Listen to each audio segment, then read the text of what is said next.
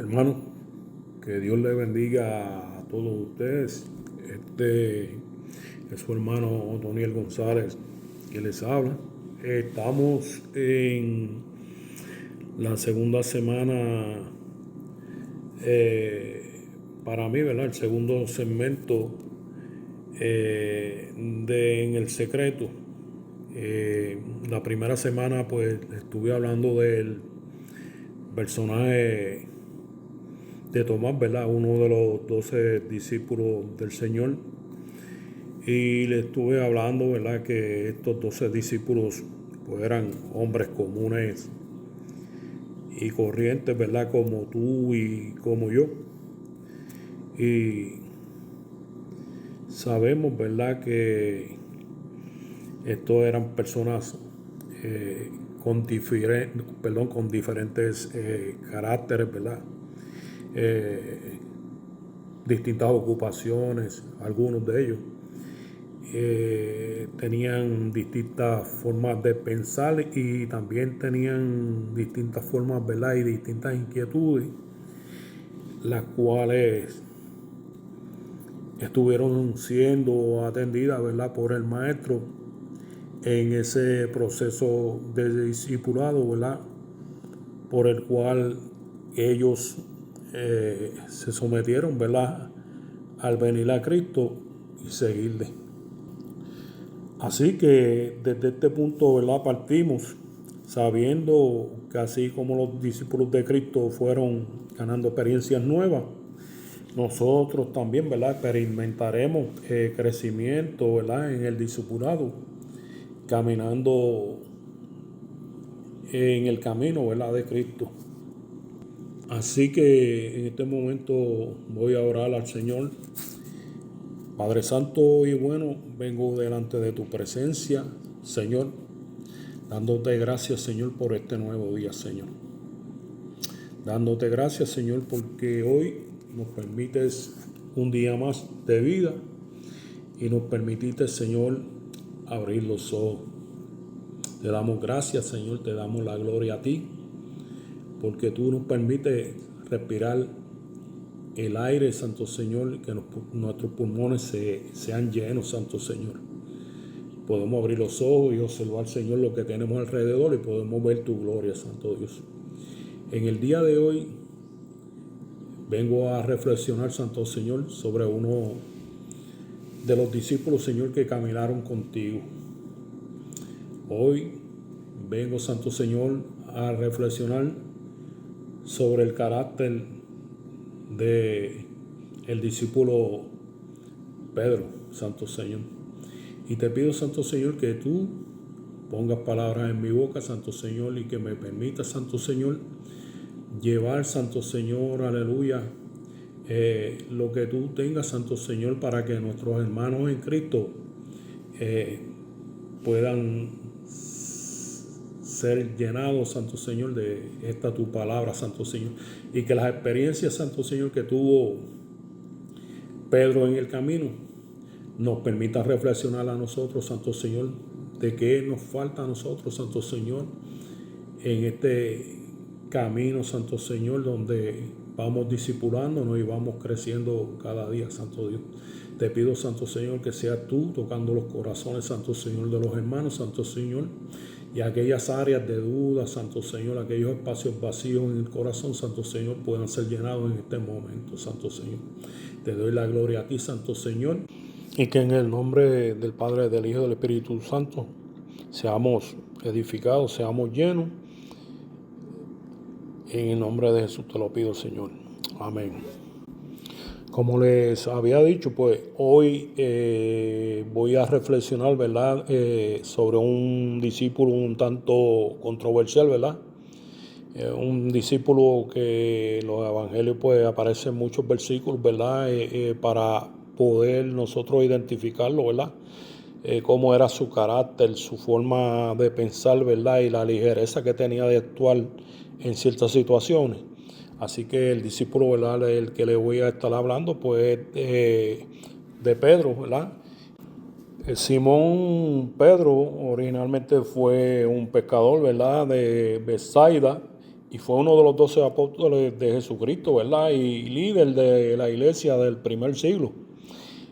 Simón Pedro era conocido, ¿verdad?, por su personalidad impulsiva, personalidad que le llevó, ¿verdad?, a cometer muchos errores, ¿verdad?, a través de su discipulado, y se convirtió en una columna fuerte de la iglesia primitiva. Simón Pedro pues escribió dos epístolas. Está la primera de Pedro, ¿verdad? Y en la primera de Pedro pues el tema, ¿verdad?, es la esperanza, el ánimo y la perseverancia, ¿verdad?, de los cristianos ante la prueba y la persecución. ¿Y quién más para hablar de este tema que Pedro, que había pasado por tantas?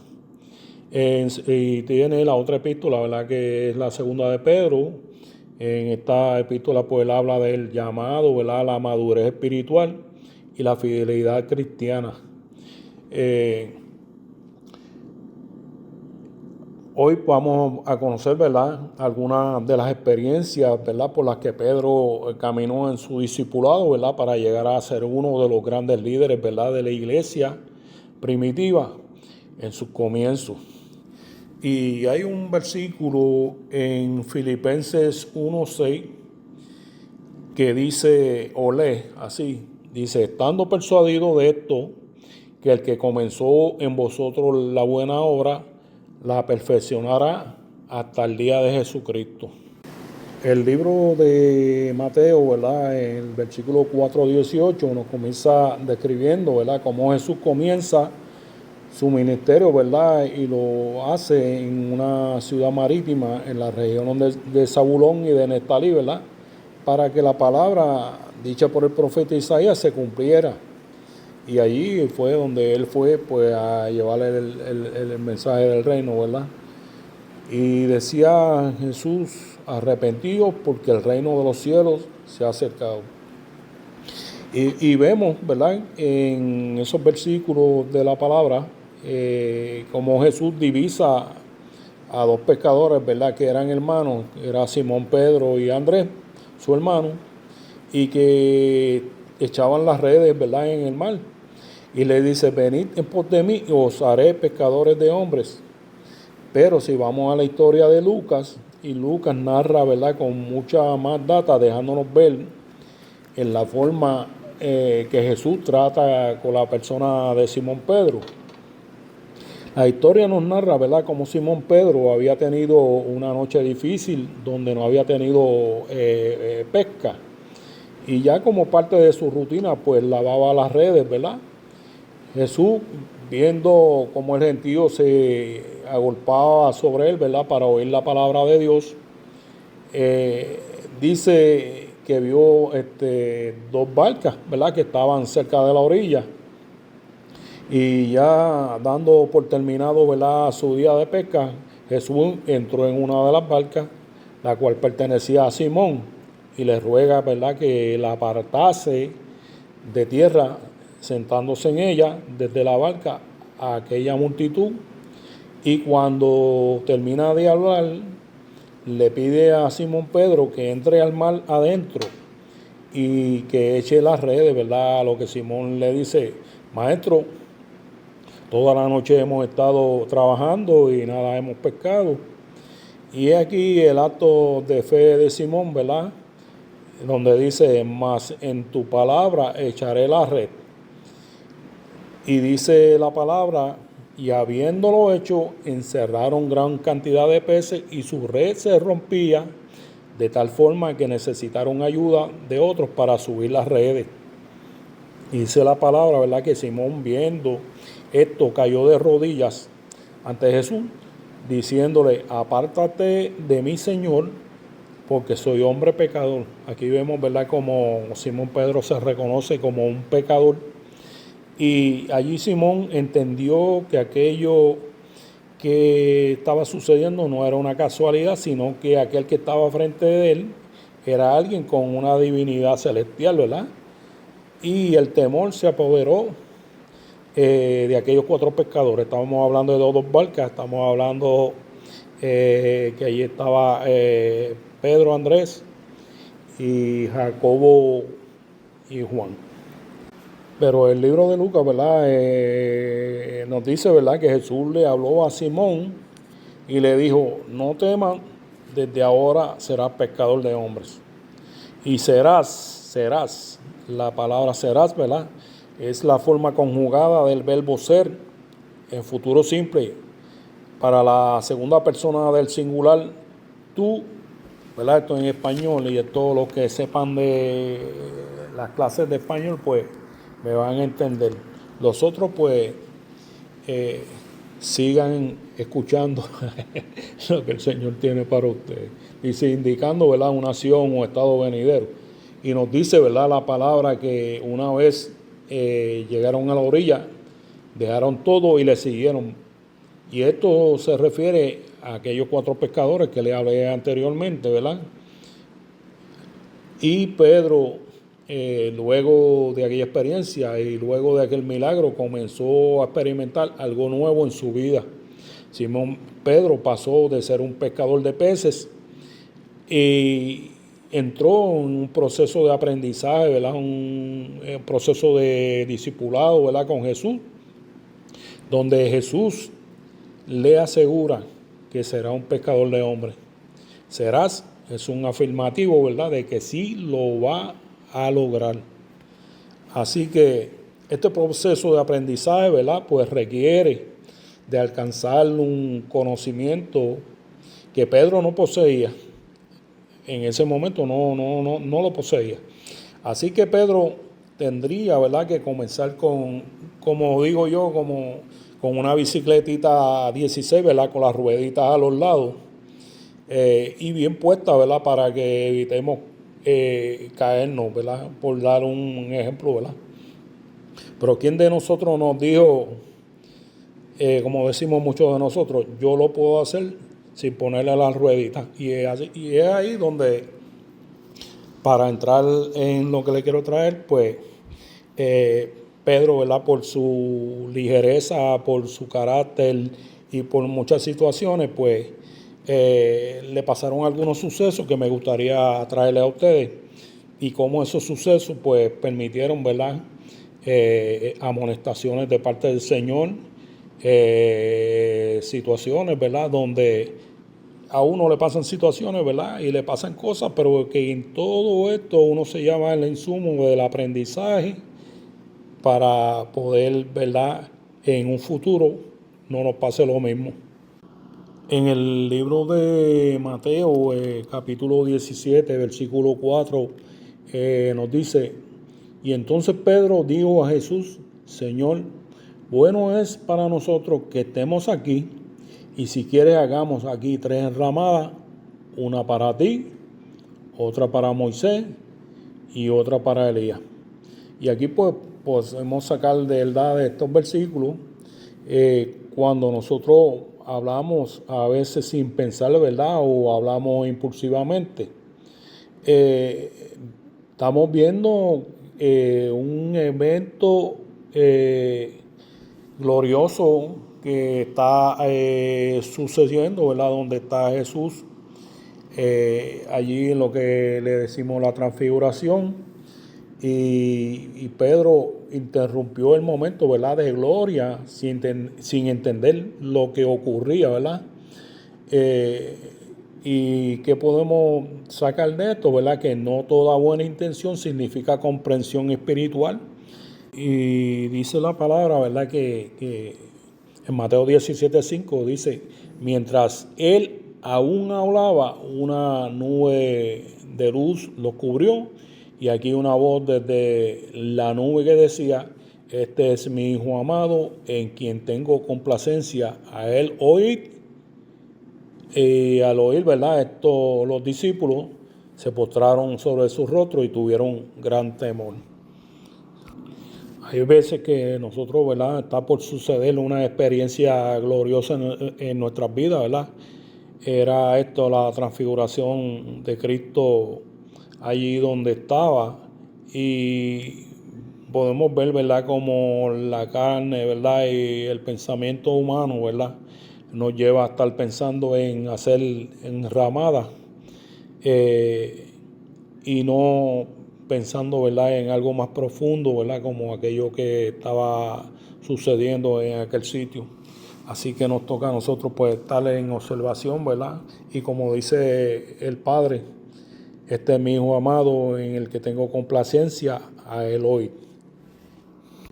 Otro suceso, ¿verdad?, que sucedió en la vida de Pedro, cuando Pedro quiso corregir el plan de Dios.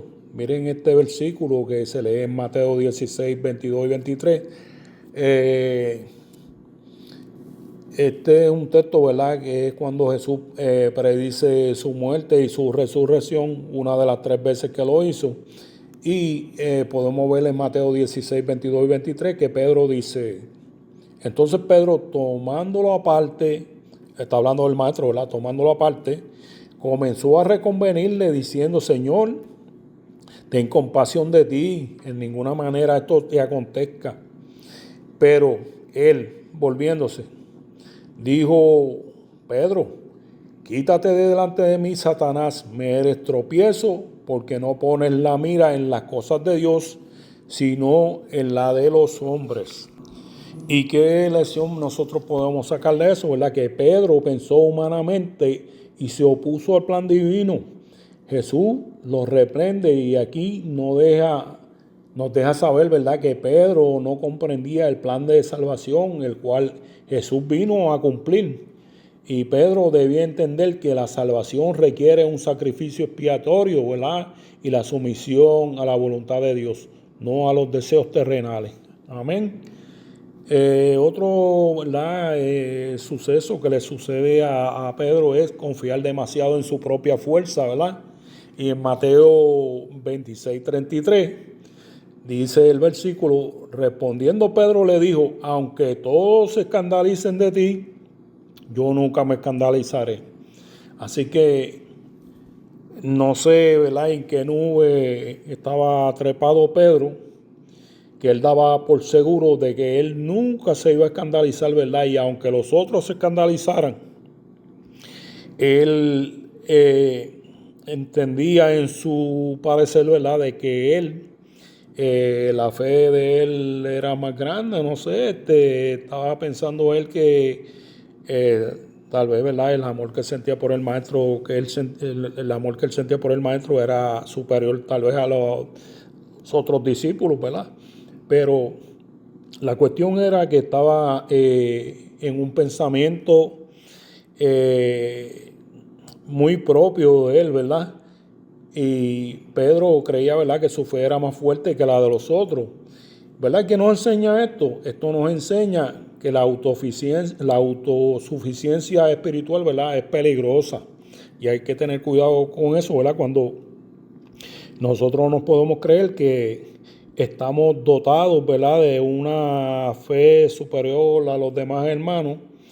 Y este versículo muestra, ¿verdad?, la presuntuosa autoconfianza, ¿verdad?, que Pedro tenía al prometer lealtad incondicional a Jesús, aunque todos se escandalizasen, ¿verdad? Y dice: yo nunca me escandalizaré.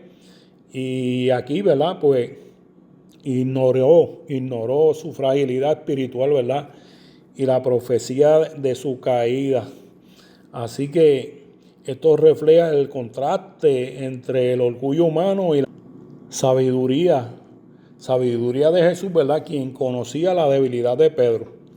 Pedro, confiado en su amor por Jesús, promete lo imposible, subestimando la prueba que enfrentaría.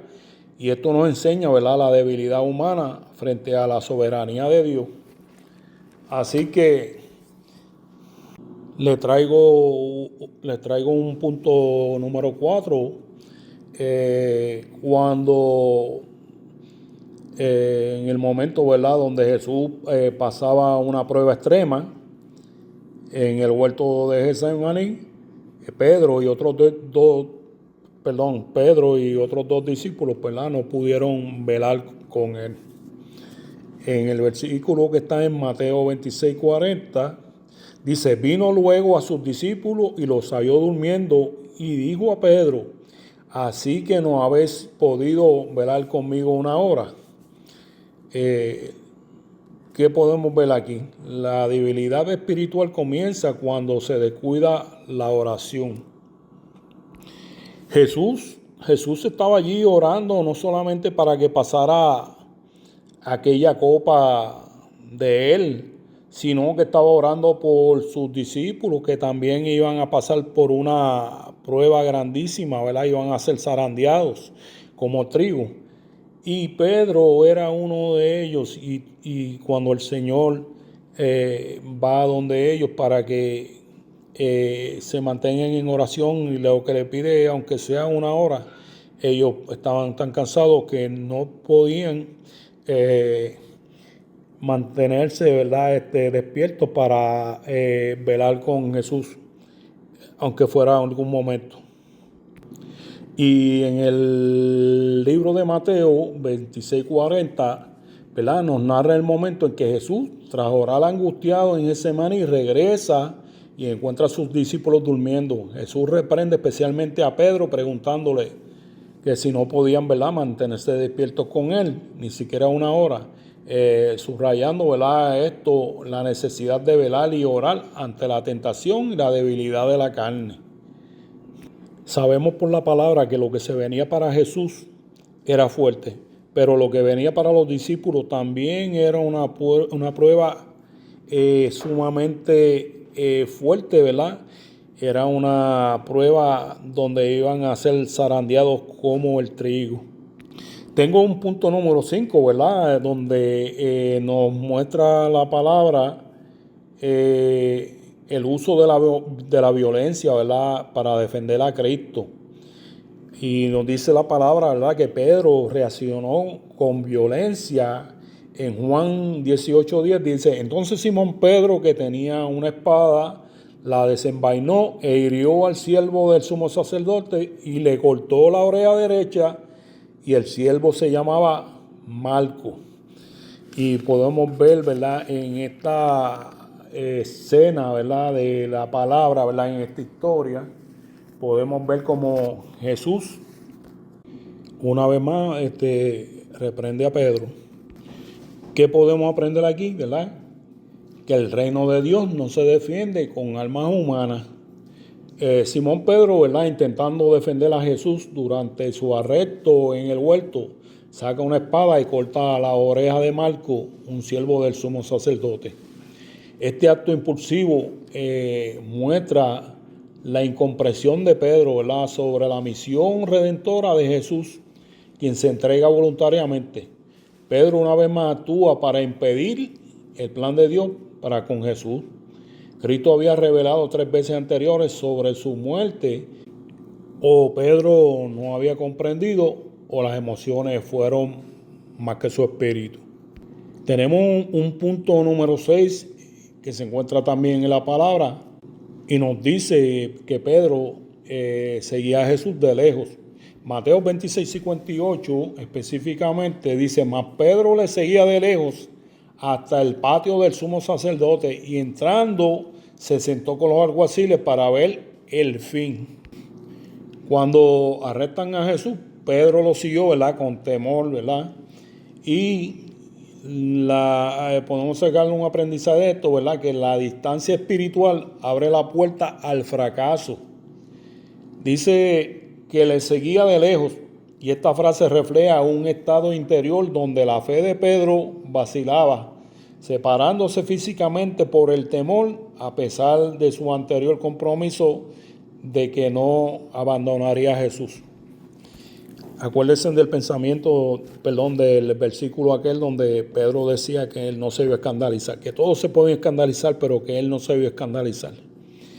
El lugar, ¿verdad?, el patio. Pedro se coloca en el entorno de los enemigos de Jesús, los guardias, y dice que allí se sentó, ¿verdad?, para ver el fin.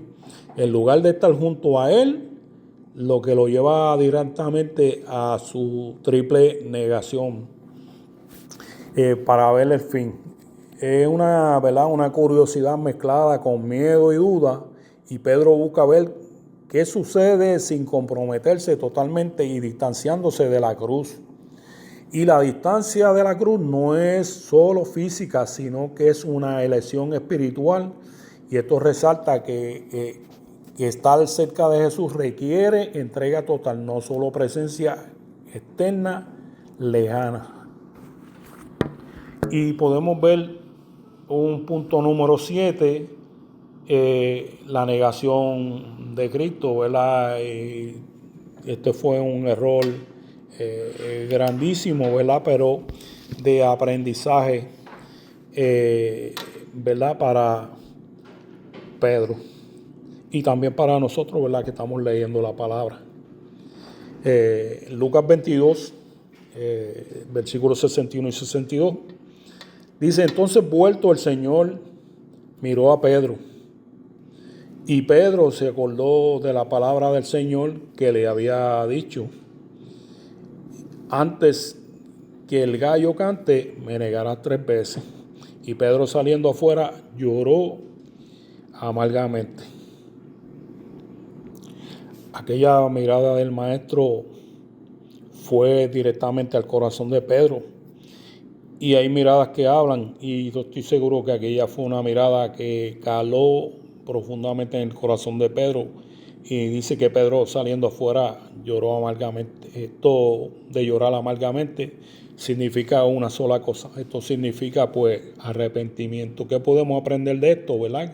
Que incluso los discípulos más cercanos pueden caer, pero el arrepentimiento trae restauración. Así que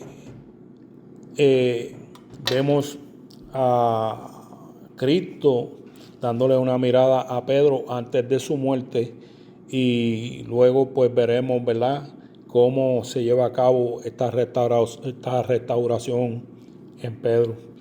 La necesidad de humildad, la dependencia de la gracia de Dios y la seguridad de que el fracaso no es el fin, sino una oportunidad para el crecimiento. En Lucas 22, 31 y 32, dijo también el Señor: Simón, Simón, he aquí Satanás os ha pedido para zarandearos como a trigo. Y este es el versículo del que yo le estaba hablando, ¿verdad? Esto es un evento que sucedió antes de lo que hemos hablado, ¿verdad?, de la entrega de Jesús. Pero yo he rogado por ti que tu fe no falte, y tú, una vez vuelto, confirma a tus hermanos. Así que zarandear como a trigo. Jesús advierte, ¿verdad?, que Satanás ha pedido permiso para zarandear a los discípulos, ¿verdad?, y a Pedro. Pero Pedro le ha dado una encomienda, que una vez vuelto,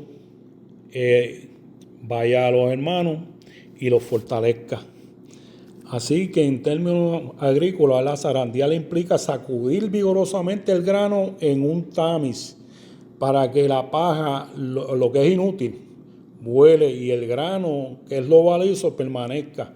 Así que esto es una prueba que va a sacudir a Pedro para, como dice del oro, que es pasado por fuego, para que bote toda impureza. Espiritualmente, esto representa una crisis o prueba severa diseñada para exponer debilidades y sacudir los cimientos de la fe. Dios permite tribulaciones para fortalecer la fe de los creyentes. Y a pesar de la petición de Satanás, Jesús asegura: yo he rogado por ti que tu fe no falte, ¿verdad? Y esto nos enseña, ¿verdad?, que los creyentes no enfrentan las pruebas solos. Cuentan con la ayuda espiritual y la mediación del Salvador para que su fe no sea destruida. Y podemos ver algunos ejemplos bíblicos en el libro de Job, donde Dios no permite que la fe de Job sea tocada, y aquí podemos ver cómo Jesús estaba orando para que la fe de Pedro no fuera tocada. Jesús anticipó que Pedro fallaría temporalmente negándole, pero le instruye: tú, una vez vuelto, fortalece a tus hermanos. El objetivo final, ¿verdad?, de permitir la prueba no es la caída, sino una conversión más profunda que capacita al creyente para liderar y apoyar a otros en sus propias luchas. Todas estas intervenciones de Jesús en la vida de Pedro eran como martillos, ¿verdad?, en una pieza de metal duro, ¿verdad?, para ir formando una bien trabajada vasija. Hay veces que nosotros vemos videos, ¿verdad? Y vemos como hay personas que solamente con una herramienta del martillo van trabando una pieza de metal, ¿verdad? Y cómo le van dando forma y cómo van ejecutando una vasija que parece casi perfecta. Eso era lo que Jesús estaba haciendo en la vida de Pedro. Sabemos que la profecía se tenía que cumplir en Cristo, ¿verdad? Cristo fue a la cruz y Cristo murió. El libro de Juan, capítulo 21, versículos del 3 al 23, dice, ¿verdad?, que Simón volvió a pescar y los otros discípulos le dijeron, nosotros vamos contigo. Vemos aquí pues un Pedro desanimado, ¿verdad?, que regresa a su oficio de pescador en el mar de Galilea, ¿verdad?, junto a los otros discípulos. Y vemos como allí llega el Jesús resucitado para terminar, ¿verdad?, con el llamado que le había hecho a Pedro en el principio, donde le dijo que él iba a ser pescador de hombres. Y vemos nuevamente, ¿verdad?, una pesca infructuosa, ¿verdad?, que la podemos ver como que esto simboliza, ¿verdad?, la esterilidad de intentar vivir sin el propósito dado por Jesús. Pero cuando Jesús imparte instrucción y hay obediencia, la pesca es abundante. Allí, en la orilla de la playa, en medio de un desayuno preparado por el mismo Jesús, vemos cómo Jesús reafirma, ¿verdad?, a Pedro, a pesar de sus 3 negaciones, preguntándole también por 3 veces seguidas, Pedro, ¿me amas? Y en el libro de Mateo 16 al 18 dice, tras la pregunta de Jesús sobre su identidad, Pedro confiesa cuidadosamente su divinidad, ¿verdad?, lo que Jesús atribuye a una revelación divina. Jesús le da la autoridad a Pedro para atar y desatar en la tierra y en el cielo, estableciendo su liderazgo. Y dice Mateo 16, 18, yo también te digo que tú eres Pedro, y sobre esta roca edificaré mi iglesia, y las puertas del Hades no prevalecerán contra ella. Sobre esta roca se refiere pues a la fe que Pedro tenía, ¿verdad? Sobre la base de la fe de Pedro sería construida lo que es la iglesia, ¿verdad?, la iglesia primitiva, dando estos pasos, ¿verdad?, a la encomienda hecha por el maestro de ir y llevar el evangelio a toda criatura.